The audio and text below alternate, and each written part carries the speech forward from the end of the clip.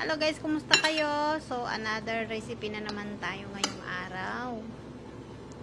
So, karne ng baboy na mayroong fried gluten at may itlog at may nuts. Ayan. Siyempre, ipan-fry muna natin yung karne ng baboy para magmantika. Hindi na natin kagamitan ng ibang cooking oil yan guys.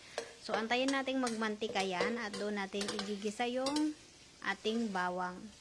No, it's not bawang. Ano na nga? Sibuyas? Ano ba yan? Bakit ako nalilito? Charot lang.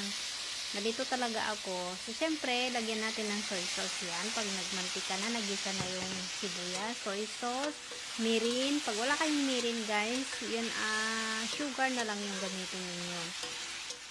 Syempre, gisa-gisa. Lagyan ng panakot. Kung napapansin nyo guys, walang bawang, walang paminta.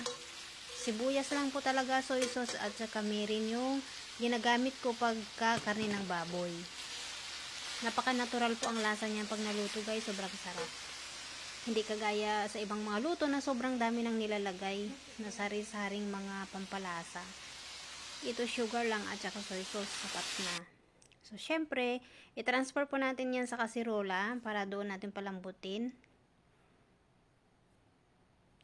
Ayan, pag almost ready na yung karne guys, ilagay na natin yung sahog natin, yung nilagang itlog at saka yung fried gluten. Pinakuluan ko na po yan para hindi matigas.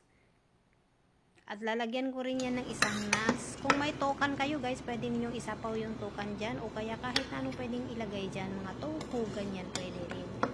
Yun lamang guys, maraming salamat sa panonood. Hanggang sa muli, sana wag kayong magsawa. Bye bye and God bless.